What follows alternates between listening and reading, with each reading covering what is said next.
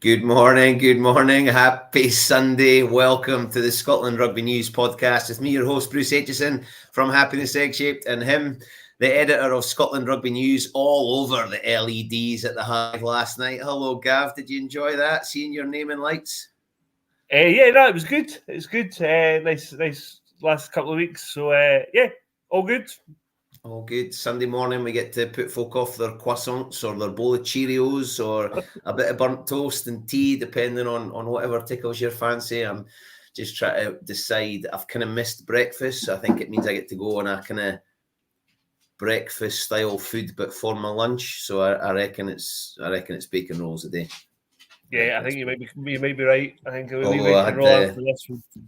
I had the kilt on yesterday, and maybe I shouldn't be having bacon rolls. Maybe I should just have a slice of cucumber. No, it's a reassuring feeling when you put the kilt back on. It's been a while, and I put it off, and every now and then I pretend I can get into the trews that I got married in 20 odd years ago, and I can, but when I take them off, my body like falls in half, like my top half just falls off, and I have to reattach it because there's not been any blood flow to the lower half. You can count the change in my back pocket. Anyway, enough of that nonsense. It's been an interesting time. We didn't get a pod in last week because somebody was away on holiday, so we're playing a bit of catch up, and let's face it, Edinburgh Rugby are going to win the whole thing now. I mean, flying. What more can you ask for? two wins in a row, 2 bonus points. How funny sport. You go from like sack the coach, everything's wrong, get rid of all the players, bring in new folk, and then 2 bonus point wins later, and you're like, oh, okay, things have climbed. Interesting performances though, eh? Yeah, I think so. I think funny games because neither Stormers nor Cardiff played that well. I think Cardiff were good in the first half, but largely defending their own 22. I thought Edinburgh, when they were in Cardiff's 22 in the first half, just needed to be more patient, just a wee bit more clinical, and actually the game could have been done by half time. In the end, they sorted themselves out at half time and scored four tries second half. But it was a kind of funny game because I never at any point thought Cardiff are totally out of this. Probably until Ewan Ashman scored, and it was the last minute anyway. So there's still room, I think, for Edinburgh. To be fair, their attack was a lot better last night. They looked a lot sharper. I was going to say, I know Stormers and Cardiff are not Leinster and the Bulls and the right. I get that, but there seems to be a bit more clarity around what Edinburgh are trying to do. Not from us, but from the players. There seems to be a bit understanding, a bit of consistency in selection, and I have to say, you and I spoke on the phone last night after the game, and I think we're both delighted that Ali Price is firing. I love Ben Velicott. I love the energy he brings. I think he's a great guy. Ali Price probably hasn't really met expectations in his time at Edinburgh, and then the last 2 weeks, and to get player of the match last night, I was delighted for him. I think it's a great. I love Ali Price, and there's a sizable man crush there as well. Yeah, and do you know what? It was like I think one of the things I wrote in my match report last night was it was great to see Ali back to that kind of form that got him in the Scotland 9 jerseys so regularly, and obviously a British Lion. You know, I think you're probably right that he hasn't hit the kind of levels of those performances since he moved to Edinburgh. But I thought last night, and actually against the Stormers, he's helped them control. You know, if Ben Healy's been criticised, Sean Everett said they were directionless against the Lions. If nothing else, Ali and Ross Thompson have given them real direction at halfback the last 2 weeks. And then I think in the midfield, it was great to see Matt Curry back from the start. And I think that partnership, him and Mosese Tuipulotu, is one that Edinburgh. I feel like Edinburgh have kind of got to stick with that now.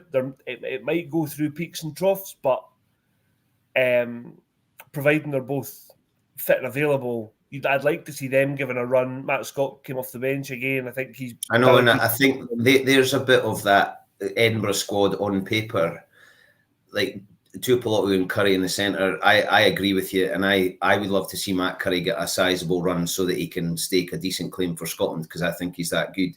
But having the security of Matt Scott, who, let's face it, appears to be completely out of any national reckoning and hasn't really said, but it's kind of like this is the last dance. This is his last season. Yeah.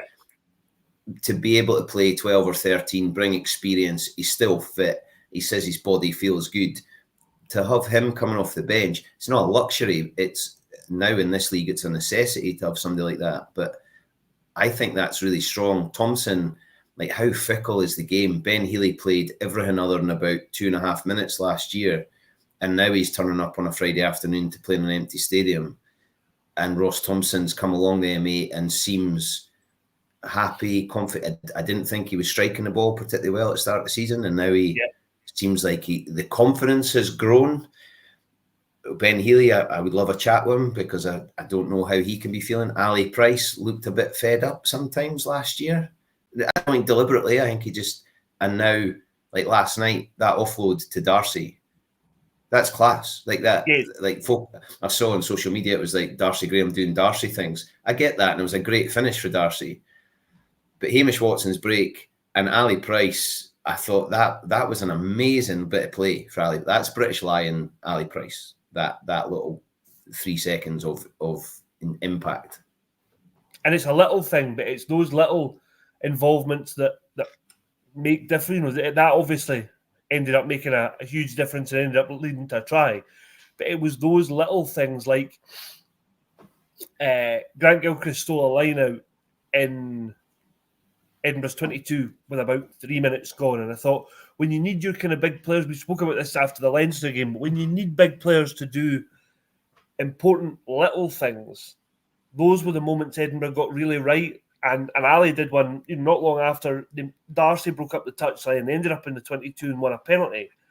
And it would have been so easy just to kick the corner and catch and drive. But Ali got the ball and took a quick tap. And I thought, right, like, Edinburgh up for this. But also it was a signal to Cardiff that we're here to play, And is that a bit of Scott Matthew? Because last year, Ben Vellacott has that in his locker, absolutely, and he scored some unbelievable tries and created some unbelievable things. But last year, that, or even maybe the first couple of games this year, that would have been kick to the corner, catch and drive. Yeah, and I think it probably is a part of Scott Matthew and a part of Sean as well, that's saying, look, let's go out and express ourselves, and also let's put a marker down early doors that we're not just here to play the game at one pace, and we'll give you all the time to get back and get set, and because Cardiff at that point were kind of on the retreat, so it felt like, even for me who likes slowing the pace of games whether watching or playing down, it felt like Ali, hold on, let me just write down that break that we just made, and I'll tell you when we can get going again. Right, go. I'm back. Exactly. I'm back in the room. No, it felt like the right decision, and I thought he made decision making was really good. I think it helps. We actually spoke to Ali because he was man of the match after the game, so that'll be interview will be on the site tonight. But I think it helps that he's got Ross there with him, because they've obviously known each other from playing at Glasgow, and I think you'll know better than me, but I think it's easier to spark up that connection again. But I have to say, I thought Duhan just while we're on Edinburgh, I thought Duhan was good last night with the ball. I think his work without the ball sometimes needs a bit of work, but I thought he was really good, and he went looking for work last night, which was good to see. Yeah, it has to be. I think when you look at wingers, the top wingers, they are finding the ball in the middle of the field off 9, off rucks. There's one thing, flicking through social media this morning, just looking at some of the tries for various club that I follow or URC. the line-out work of a lot of teams is pretty ropey this year. There's a lot of mistakes at the line-outs, overthrows and ball getting picked up or turnovers. And I'm interested, you probably have to ask Sean Everett or Matthew or Gilco or somebody. I wonder, when I spoke to Matt Scott, and he was saying that Leicester, when they went to play a European game in France, ball and play time in the top 14, something like 29 minutes. Yeah. And they went to play a European game, and it was, right, do not kick the ball off the field. If it's our line out, let's go. If it's a penalty, quick tap. If it's a scrum, get set, let's go. And they upped the ball and play time to 40 minutes. So in the last 20 minutes, they were the only team in the game. Mm. And that level of analysis is tough for us to do. Top of the moon will be able to do it, but that analysis is tough. But I wonder if there was an aspect to that in some of that, or is it just Ali Price sees it and goes? Yeah, I think there's probably, all these decisions are calculated to a degree. So yeah, I would suspect that Edinburgh have predetermined, look, if we get a penalty and it's on, if you feel it's on, and then somebody like Ali's got the license to make that decision on his own. I thought actually Edinburgh put a lot of pressure, talking about lineouts, put a lot of pressure on Cardiff's lineout last night. Grant Gilchrist played pretty well, apart from the yellow card, which, to be fair, Sean Everett said after the game he was worried about possibly being red, and that surprised me because I thought it was a harsh yellow.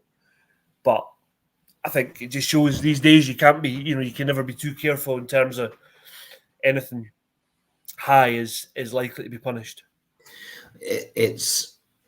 That's one of those things that worries me when you're looking at, when you're making predictions, you can't predict the red card, the yellow card, and then a 14-point swing.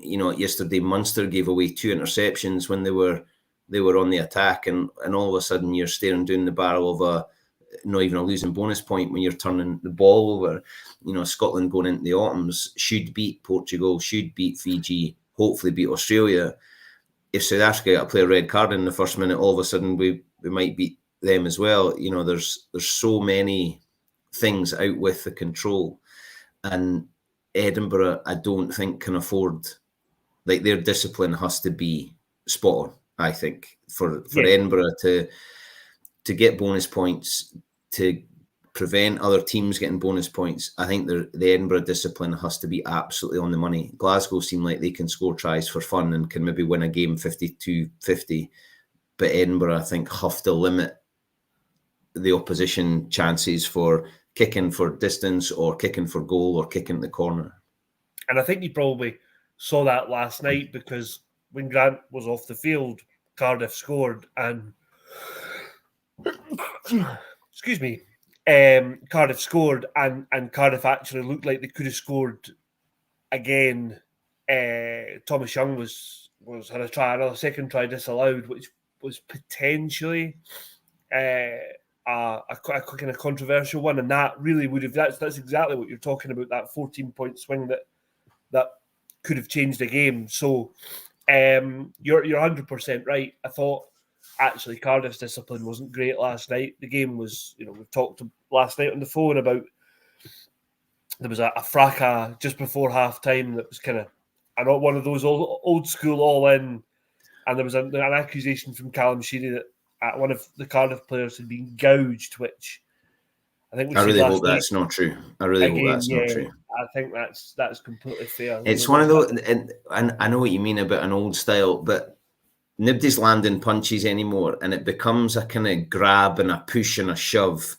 And I'm not condoning any of this, but if somebody goes to grab, there's a high chance you're going to get it wrong. I don't know how I feel about those things. I do sometimes like in rugby how the referee just kind of lets it happen, and then everybody walks away and sort of shakes hands, and the days of landing punches are kind of gone.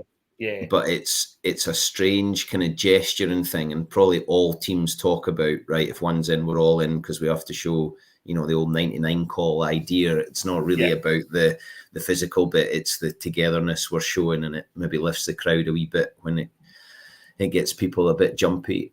Edinburgh, I mean, that performance a couple of weeks ago is never going away. So, the talk this week was we have to back up last week because people are not believing us. I think the chat's probably going to be the same again, isn't it? But between now and the autumn break. Yeah, and I think it has to be. They've got, Sean referenced last night, they've got a reasonably tricky away game at Bridgend against the Ospreys next week. And that's exactly one of those games that Edinburgh, on paper and on form, should win. But they have to go down there and prove it's their first away game since that Lions disaster. So actually, they've delivered the perfect response in that they've got 10 points from the 2 home games.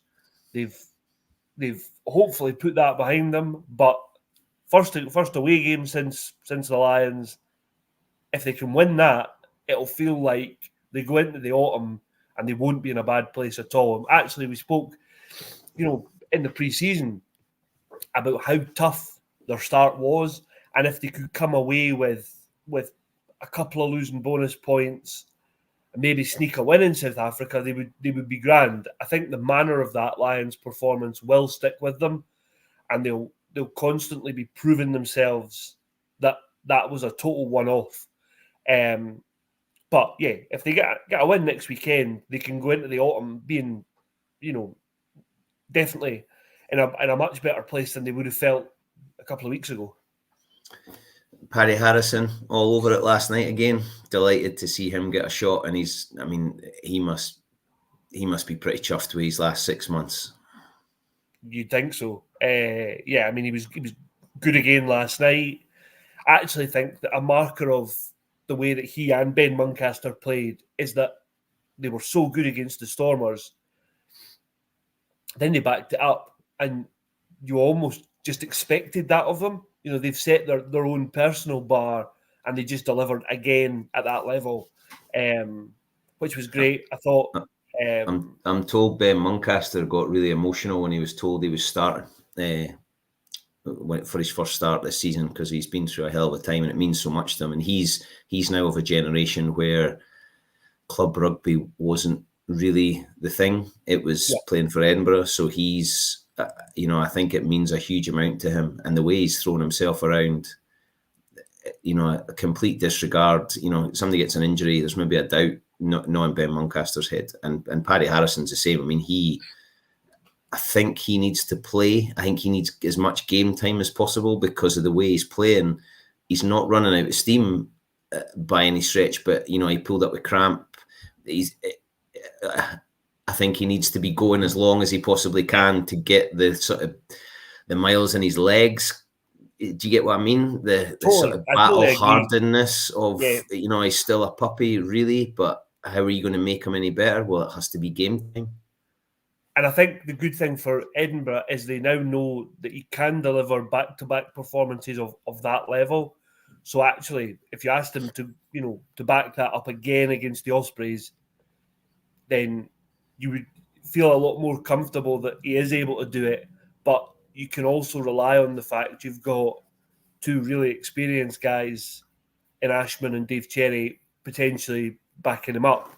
But I think the concern there, I think, is that, we talk about Johnny Matthews when we talk about Glasgow, but you look at Scotland's hooker options, and all of a sudden, if Ewan Ashman isn't playing, then it's Johnny Matthews or bust, and then does Paddy automatically, because he's played 3 games for Edinburgh, are you looking at Paddy Harrison playing against the Springboks?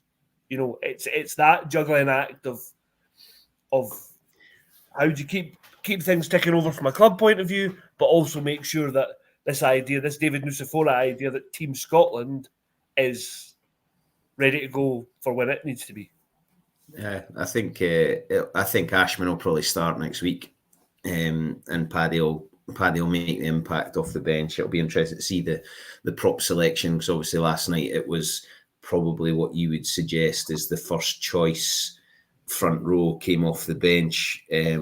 with Pierre. Actually, sorry, I'm just going to say I actually thought that really worked. I thought the timing of, let's be completely honest. I think the last couple of weeks, Sean Everett's taken a bit of criticism. I think that's Edinburgh Rugby has taken a bit of criticism. But to be fair to Sean, I thought the selection was an interesting one because it certainly made me wonder, why are you putting your first choice front row, if you like, on the bench? And I thought the timing of that substitution when he brought Schumann, Ashman and Paul Hill on was perfect because it was right after they had scored and the hive had lifted. In your absence, it wasn't quite as high as it normally would have been. But then it lifted again particularly when Schumann came on, and he just is so involved in everything that, the crowd were getting right behind him when he's carrying the ball. And it just felt like that flipped the momentum really in Edinburgh's favour. So I think, credit to Sean for he got those decisions right. Yeah, I think beating Stormers with a bonus, Cardiff with a bonus, those are teams that are probably in the mix in the middle. They're not the teams above. They're not going to really be top 8 stick-ons. So it's important to pick up those, but they are going to have to start picking up points against teams that are above, but they're going to have to put away the teams below. But it's important that they're getting these kind of competitors, I suppose. Glasgow. Before we move hang on. Sorry, here we go. So Edinburgh quality team, they've ability to go far in the URC. I think that's totally fair. We need both to be top tier. And then, that All Black Springboks game is one that always sticks in my mind that, you would never have thought. I think, I might be wrong here, but I thought that game was 2018 because I'm sure that was Razzie's first involvement and then they went and won the World Cup the following year. You would never have watched the All Blacks pick apart that Springbok team and thought, there's guys in this that'll win a World Cup. And Stephen Horn's a top man, but I'm trying to work out, Steve, are you saying that Scotland are going to win the next World Cup? Is that what I'm reading into that statement? I read it as Edinburgh were going to win the next World Cup. All right, okay, yeah. Well, that might happen. Going for in Edinburgh independence. Let's not even go there. There's a referendum we need, isn't there?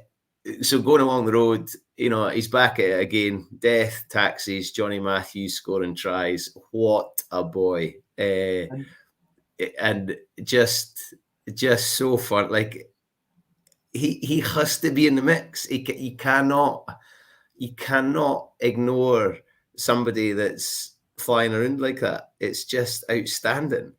So do you know the first thing I'd say about this is yes, I think he definitely has to be in the mix. I think he deserves more credit for the one he scored yesterday than he normally gets for the flop over Maltese, because you talk all the time about George Horn and running that wacky support line where he's miles in front of the play. But Johnny Matthews must have done something similar because he was right on Kyle Rowe's shoulder in the last minute. I know. It's when Kyle Rowe gets the ball, you think, who's he offloading this to? And then it's Johnny Matthews. Just like he's been teleported there.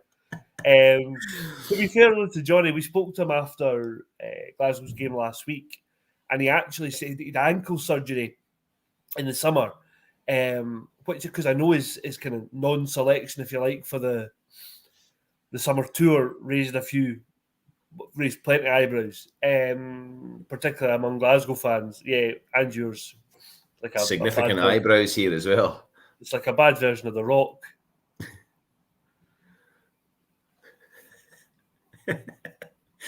Carry on.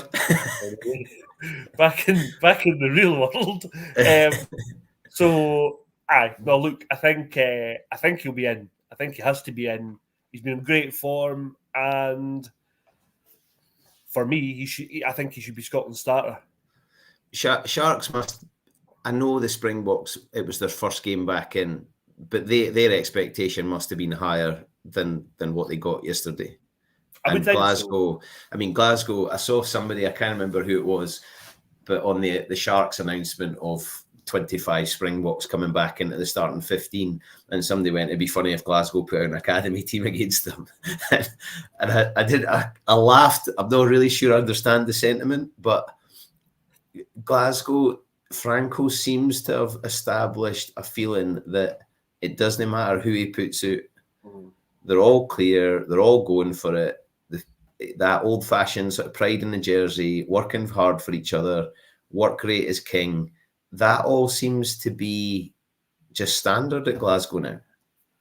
And I think you saw that in the last 5 minutes. You know, I was on duty at the Hive, so I had kind of been following the game. And at 28-12, I thought, the game's gone, but also there's, you know, Gregor Brown had been sin-binned, and it felt like there was no chance of Glasgow getting anything from it. It felt like the tide had totally turned. And actually, that sort of fighting spirit and the work hard and all that kind of stuff was so evident in the fact they went and scored 2 tries in 3 minutes, salvaged 2 losing bonus points, and like we said before we came on, you know, 2 losing bonus points against that Sharks team at home, like you take that all day long, and then throw in no Hugh Jones, no Kyle Steyn, and others. You then say, well, actually, this hasn't been the end of the world at all for Glasgow.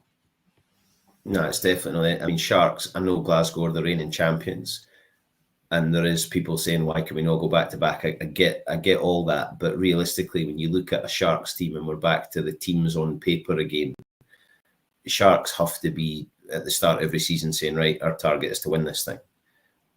Springboks or not, because I don't know how many games they'll play before they get on a plane and disappear north, but that Sharks squad is pretty ridiculous. So for Glasgow to get, and even the psychological, we scored 4 tries against the Sharks. You know, South African teams defend, physical, blah, blah, blah. Glasgow scored 4 tries against them. And I think you saw that psychological bit's interesting because you saw that last season. Glasgow went to South Africa a few weeks before the playoffs, and they were soundly, I think, beaten by the Bulls. I might be getting this wrong, but they ended up scoring 4 tries and they salvaged a couple of losing bonus points. But it just planted that seed of doubt, I think, in the Bulls' minds that Glasgow could play from anywhere and were, you know, more than happy to play for 80 minutes, and they were never ever beaten. Yeah. You know, and then they went back in the final, and they say now they'd learned so much from the experience of being there, of playing at altitude, of all that stuff, that they did what they did in the final. And I think psychologically Glasgow will be pretty pleased that they came away with what they got from that yesterday, because that was, you know, all the chat during the week was about how good the Shark side was. So yeah, I mean, on to next week for them, I think, and if they can come away with a win now, which they probably expect to, they'll be pretty happy. I think the Glasgow team, and I don't know how much players genuinely think about this, but there's Glasgow players who are, you know, Sione's been reasonably vocal about it, that he wants to be a Lion, and, you know, Glasgow are playing so well with so much confidence. It's hard not to pick them in the Scotland squad. If they're playing in a Scotland team with the same sort of confidence and freedom, and they're racking up the numbers they're racking up for, you know, Xander's all over it. The front row are going well. Their set piece is decent. They're scoring tries. Their defence is maybe where there's a significant work on. Yeah, I think that's fair. But it both, you know, and folks say, oh, if Glasgow can do that against Sharks and Scotland can be Springboks, you know, the Springboks are a completely different beast, especially when Razzie is. I mean, Razzie, he's getting beat by Scotland at Murrayfield would be a big slip up for the Springboks. Let's face it. But there must be players just relishing the chance. Let's have a crack at this. Like if I want to be in Farrell's thoughts, I have to perform against the Springboks in Australia, and I'm chapping on Gregor's door saying, I want to play. Like I want to play in those ones. Yeah, probably, to be fair, probably the players who are in that Lions consideration are guys who don't necessarily need to be chapping Gregor's door. I think if you look at, people I would consider contenders, I think Xander is obviously a stick on to start the way things are at the minute. He might have to start and then replace himself. And then the back row, that Glasgow back row, I think for Scotland probably picks itself. I think Finn, obviously, Sione again, Blair Kinghorn. The kind of spine of the team kind of picks itself, I think. Those are the guys I think who'll be in that Lions contention. Pierre's going to have to perform for Scotland. Yeah, totally. And that's Edinburgh is not going to give him the Lions shot window. No, he's going to have to perform. But Glasgow, between Jamie Batty and Suz, Glasgow looseheads are going pretty well. And actually, Nathan Macbeth. I was about to say, and then you throw in Nathan Macbeth, who is probably a bit like a Paddy Harrison. It's a situation would suggest that, well, does he get to go?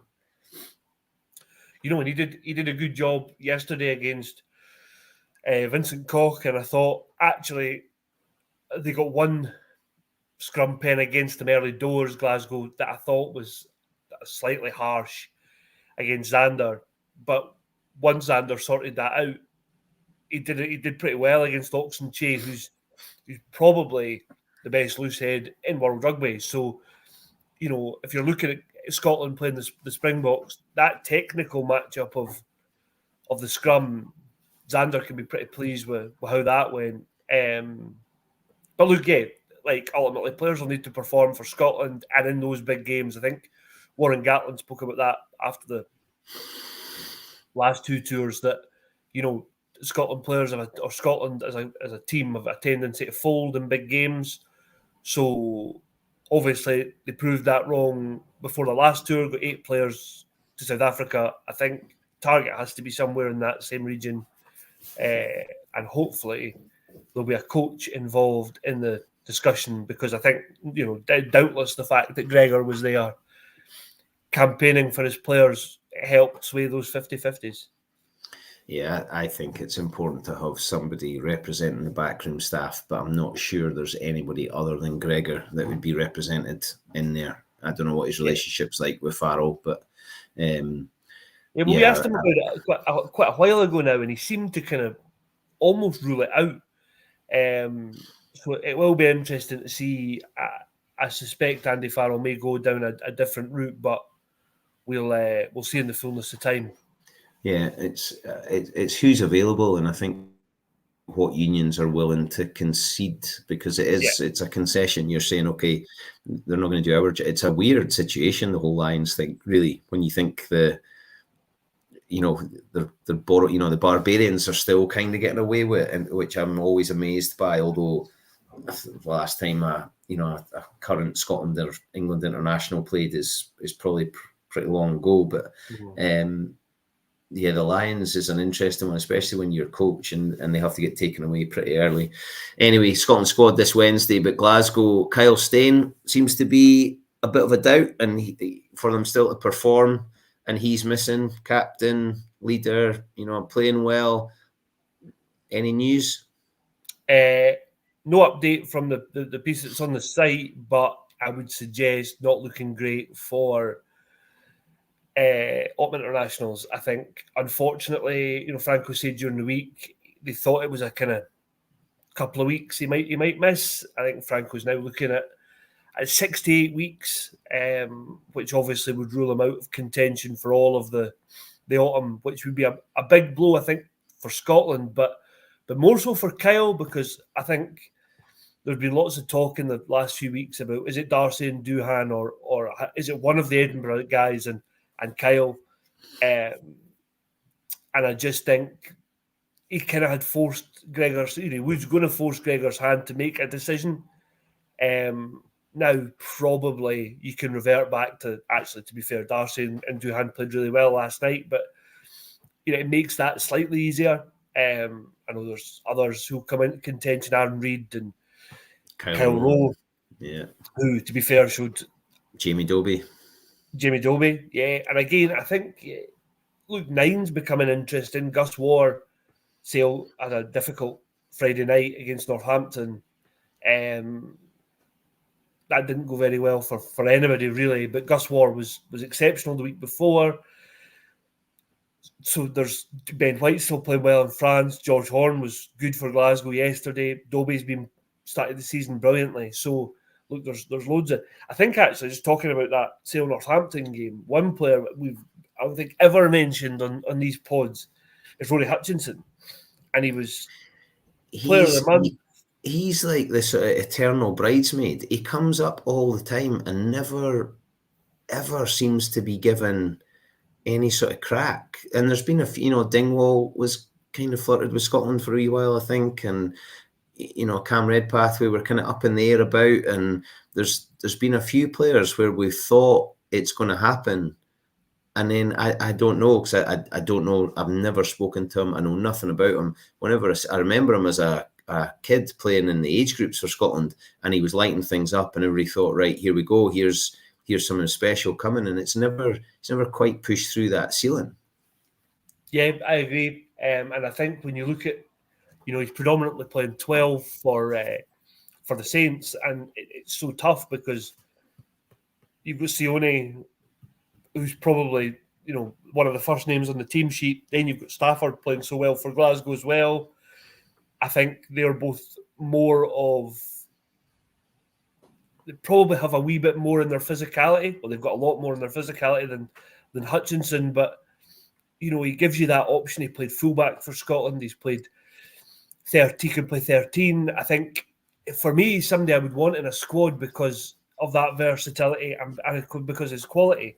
But you're right; he's just never had the opportunities. So it's like Cam Redpath. Though Cam, and everybody said, right, we've got Cam and Finn playing together at club. That's a great thing for Scotland, and even Cam, an injury's not helped him either. But it's just been tough to stamp it down. And I'm totally ignorant. Every time you mention Gus Waugh and Ben White, I'm like, oh, I forgot about them, because they're not under my nose. But they're playing at a high level. They're putting in individual performances for teams that would probably give both Glasgow and Edinburgh a pretty tough time. So the quality's there. There is the pool of players to pick from is far greater than probably me and a lot of punters actually consider when we're putting together our fantasy teams. Yeah, I think there is definitely a widening pool, and I think that it'll be interesting to see what the situation is, particularly with somebody like, we talked 5-10 minutes ago about the hooker situation.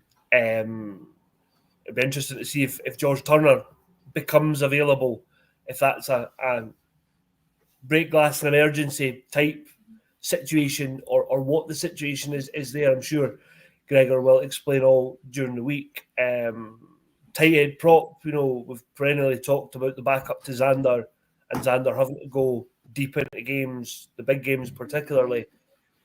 Javan Sebastian's been that, he's injured. WP Nell's been that, he's retired. Murphy Walker was in the summer squad, he's also injured. Will Hurd has played last weekend, but hasn't had that many opportunities at Leicester. Elliot Miller-Mills came off the bench and didn't have a great time on Friday night. All of a sudden, somebody like Darcy Ray, who made his first start for Edinburgh yesterday, is in the mix. He's another one that injury hasn't helped, and he was on the scene and then pretty much disappeared. Ends up at Edinburgh and has done well. I'm not sure there was a huge amount of faith in the backup front rows for the last couple of seasons at Edinburgh. I think that's fair. Tight head at Glasgow, Xander going 80 minutes. So now I don't know if it's a change of coach or if it's the players have got better or the injuries have tidied up, but there seems to be greater confidence in using more than just the first choice front row. Yeah, I think you're right. The slight concern there is that, I think with 20-25 minutes to go yesterday, Glasgow took Xander off But unfortunately, from a Scotland point of view, on comes Sam Talakai. So, you're not throwing another Scottish guy into that mix or somebody who could be available for Scotland. So there's a balance to be struck there. Blair Kinghorn will obviously be unavailable for the first game, as will Finn, because it's outside. Why is that, Gav? Why is that? I don't want to talk about international windows with you Why, again. Why can Scotland's best players not play in an international match? That doesn't seem right. Why is that? It doesn't seem right, and we'll save that in-depth discussion for another day.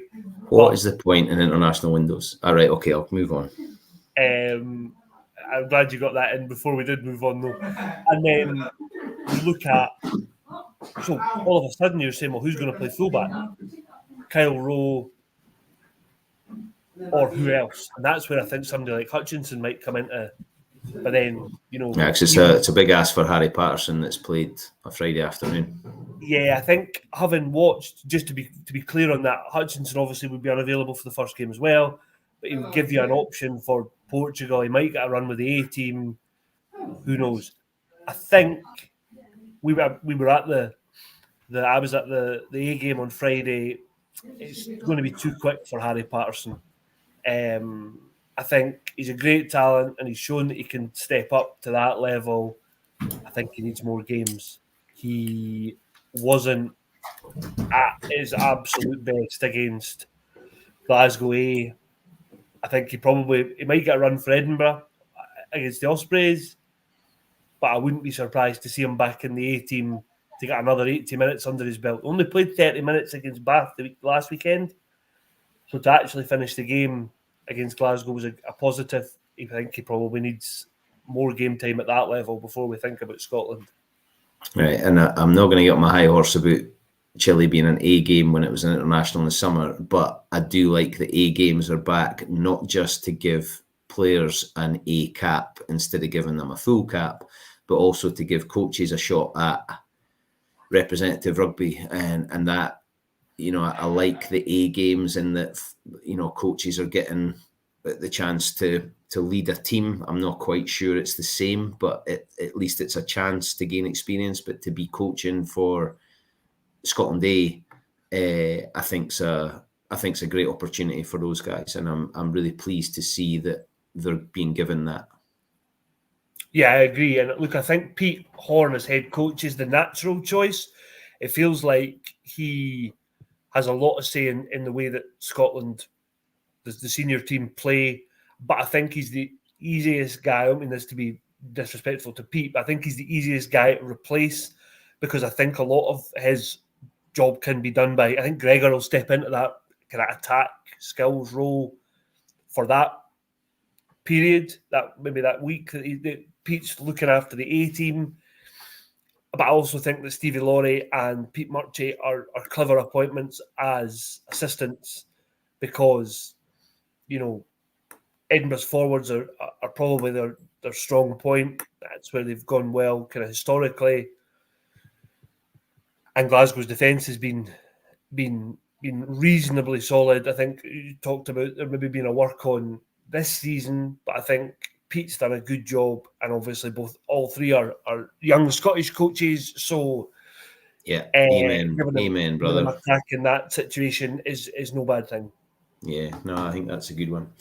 Okay, my man. Well, Scotland scored out on Wednesday. It's been been a great couple of weeks for Edinburgh. Been a kind of okay couple of weeks for Glasgow after last week's big win, and looked like they were having a lot of fun, and then turning it in against the Sharks, getting a couple of points. So things feel like they're kind of bubbling along. Although there's injuries, seems like people are in sort of decent health. Finn seems like he's having fun. It's it'd be great to see Blair and probably Ben White coming back in. There's a lot there, so we'll maybe catch up and have a wee blather about the Scotland squad this week, pal. I think that's the plan. If you're about on Wednesday evening, we will. I'll check my diary. It's a frightfully busy week this week, but I'll see if there's a chance to squeeze you in. If you can make time for 45 minutes, we'll do us to dissect the squad on Wednesday. Nice one. Well, it's been decent. Scotland women are obviously home, and feeling pretty positive. The draw on the one show breaks my heart that Ronan Kemp is doing the draw for. But anyway, dry your eyes, Bruce. You're not getting to do it. But decent draw for Scotland women. And I've got my tickets for the opening game in Sunderland. I think their fixtures are announced this week. Is that right? Yeah, fixtures out on Tuesday, so we'll know by the time we're back on Wednesday night, we can talk about the Scotland schedule and venues, because we'll know all that by then. Yeah. Look, I think a pretty positive draw. I think there was a pool. I think Pool D. I can't really remember who was in it, but I think when the teams were being drawn, I did think, going Scotland, get yourself in that, and you've got every chance of actually going and winning the pool. Or certainly second place would be. But look, it's all going to come down to a shootout against Wales, and inevitably that game is going to be played probably at Ashton Gate or at Sandy Park, and there'll be loads and loads of Welsh fans there. But as Brian Easton said last week, it's not a difficult place. It's not like we're talking about New Zealand or Australia. It's not a terribly difficult place for Scottish people to get to and go and support the team at a World Cup. So yeah, I'm excited for it. I've got my tickets for Sunderland. I'm keen to go to the final because I'm not sure I'll ever go to another World Cup final. So I'm keen to go to that, and I'm keen to go to another Scotland game. How good was Rachel Malcolm on the One Show? I mean, to be fair, the whole thing was good. I mean, Rachel was great, but the whole thing was pretty well done. I was disappointed that Ronan Kemp was doing the draw. I thought that was slightly strange. I'm gonna put one out here, right? Obviously, Johnny Matthews started hooker, but I'm going to put this one out here. I reckon Rachel Malcolm will be Scotland's first minister at some point in her life, and I would vote for whatever party she's in. I would vote for Rachel Malcolm. Yeah, I think. Why not? In fact, I don't know. She might just go straight to Prime Minister, but I think realistically, it's either that or Queen of the World, and I would rather keep her a bit more local. So I'm going to say Rachel Malcolm, First Minister. I think the choice is hers. Let's be honest. Pretty much. I would give her the keys to the kingdom. I would just say, right, Rachel, you tell us what to do. You get us out of this mess. And if Scotland get out the World Cup pool, then that might well be the next step. She's going to have to be recognised in the honours list. Like she has to be something in whatever it is. I mean, I would go straight to Dame, but she's not going to get that. But Queen of the World, First Minister, Captain of Scotland, MBE. Nah, but I mean, she's class. She's absolutely class. I think, and she just keeps getting better. She's still so humble. That also is totally gold. This has turned into Bruce Aitchison's alternative universe. October awards. Yeah. Well, it could get sillier, but I think it's probably time to go and start that bacon roll because I'm beginning to fade away here. I'll be fitting in my kilt by this afternoon at this rate. Maybe we should stay on, and I might fit in mine. I tell you what, it's these events that I'm going to. The clothes are under pressure. Like it's like they're having to defend their own line. Like they cannot concede. My trousers and my kilt are at the moment having to create turnovers on their own line or hold the ball up so we can get a goal line kick out. That's the pressure they're under. So I might have to go for a wee run this afternoon as well, although it's raining, so I might just watch telly. Get yourself in front of the telly and enjoy your bacon roll. Good to see you, pal. I'll catch you on Wednesday. Scotland Rugby News. You might have seen it on the LEDs last night at the Hive. Get involved, £12 for 12 months, and you get to listen to me and him for none. So it seems like a bargain to me. Okay. Catch you all very soon. We'll see you on Wednesday night to talk about Scotland Squad. Cheers, pal. Have a great Sunday. Yeah, same to you. Cheers, Bruce.